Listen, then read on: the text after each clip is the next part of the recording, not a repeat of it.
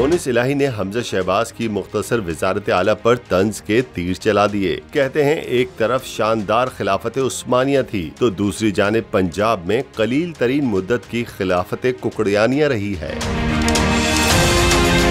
पाकिस्तान मुस्लिम league काफ के रहनुमा मोनिस इलाही ने हमजा शहबाज की वजारत आला की मुख्तसर मुद्दत पर तंजिया तबसरा करते हुए समाजी राब्तों की वेबसाइट पर जारी करदा अपने एक पैगाम में कहा कि दुनिया की तवील तरीन बादशाहत खिलाफत उस्मानिया 620 साल कायम रही और जो सबसे कम तरीन 8 घंटे 6 मिनट और 32 सेकंड तक कायम रही वो खिलाफत कुकड़ानिया है।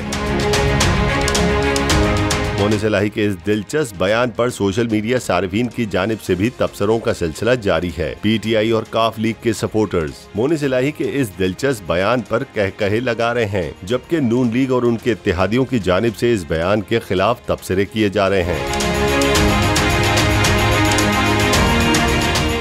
सब्सक्राइब करें और बेल दबाएं ताकि कोई खबर रह न जाए।